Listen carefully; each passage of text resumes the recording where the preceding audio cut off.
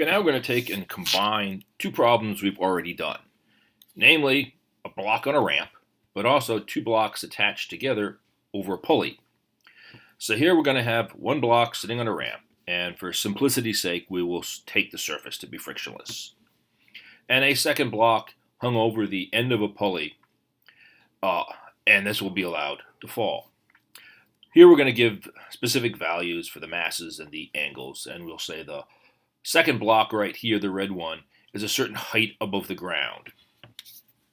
And again, we'll take everything to be initially at rest. What we're going to look for is the acceleration of each of the blocks, and how long does it take this red block right here to hit the ground and fall the 24 centimeters, or 0.24 meters. Notice we're going to have to verify that, in fact, this block right here is heavy enough to fall down against the weight of the second block right here, the blue one. And we're going to solve this problem, again, using the exact same procedure we have used before. So we're going to start by drawing a free body diagram. And again, we're going to take the pulley to be massless and frictionless, so we do not need to draw a free body diagram of the pulley. You only need to draw free body diagrams of the two blocks. So take a few minutes and draw the free body diagram for both of them. Okay, free body diagrams. We're going to ignore air resistance, and again, we'll assume the velocities will be small enough we can neglect them. We're also told the surfaces are frictionless, so we do not need to worry about friction. So these are the forces we need to worry about: weight, normal, and tension. So we have the weight of the blue block, which is capital Mg, and the weight of the red block, which is little mg. And again, make sure that this mass is different from that mass because these two weights are not the same. We have the normal force because the blue block is sitting on a ramp, and the normal force is perpendicular to the surface of the ramp. It is not vertically up. And then we have the tension of the string acting on the blue block and the tension of the string acting on the red block. And those are all the forces, because that completes our little checklist. The next thing we want to do is pick an inertial frame of reference to describe the motion of the objects. Now, as I have noted past, that we don't need to have the same frame of reference for both objects.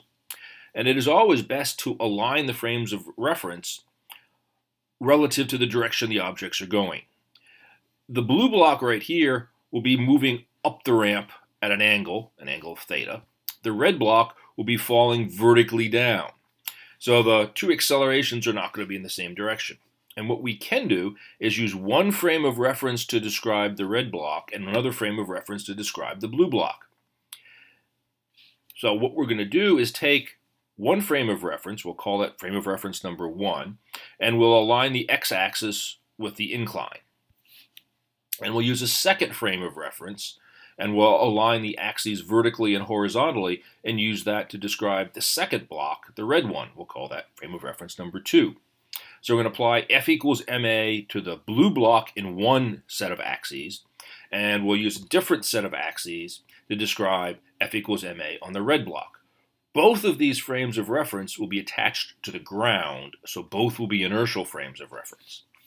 But they need not be exactly the same. So we use one frame of reference for the blue block and another one for the red block. Now, next step is to use these two frames of reference to apply F equals ma.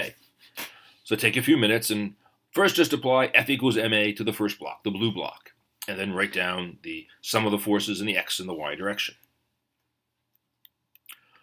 Okay, for the block on the ramp, again, we're just reading these straight off the diagram. So we have, in the x direction, which is along the ramp, we have the tension minus one of the components of gravity. And remember, when we did the ramp, this right here is the angle theta. This right here is also the angle theta.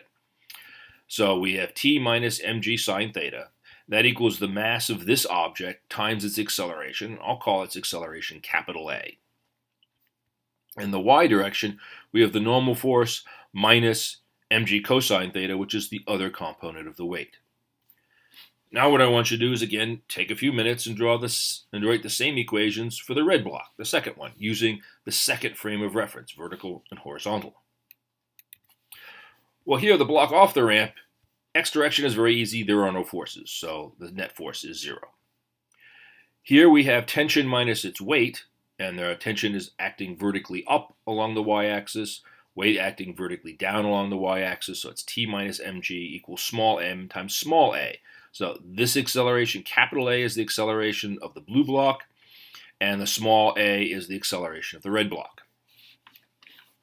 Now we need to note first that two of these equations, actually this one right here and this one, which is of course kind of irrelevant, are actually not needed because we do not need to find the normal force because we're not using any frictional forces. So we really don't need this second equation right here. All we need is the first one right here and the last one right there. Okay, next we need to concern ourselves with the constraints in the problem. You don't have to worry about force laws because we're not worrying about friction.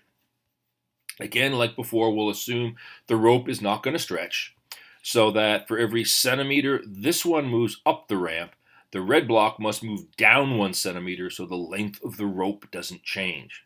And it must do it in the same amount of time, which means the velocity of this must be related to the velocity of that, so the speeds are equal in magnitude. And just as before, we'll find out that the magnitudes of the acceleration must be equal. Now here we have to note the sign convention we've already adopted. Up the ramp will be positive, and vertically up is positive. If the blue block moves up the ramp in the positive x direction, then the red block must move down vertically in the y direction. So therefore, the acceleration of the red block must be negative and the acceleration of the blue block must be positive, so that accelerations are equal in magnitude but opposite in direction. So little a equals minus capital A. And there's our last equation. So now we can collect our equations together. This is the first equation, the x component of the block on the ramp. This is the second, or the y equation, for the block hanging off the ramp. And this is how the two accelerations must be related by the rope. So take a few minutes and calculate the answer for the acceleration. Okay, you take all these equations, combine them together. This is the resulting expression. We plug in the relevant values and we find the acceleration is minus 7.57 meters per second squared. And that's part of what we were looking for. We also want to find out is the time it takes the red block to hit the ground. And that's a kinematics problem once we have found the acceleration. So we're given the initial velocity, everything starts at rest. We just calculated the acceleration using Newton's second law. We were told the initial position is a given height above the ground, which was the 0.24 meters, and we want to land on the ground, so we know our final position is 0. And we want to find the time that takes. So take a moment and ask yourself, which one of these 4 kinematics equations do we want to use?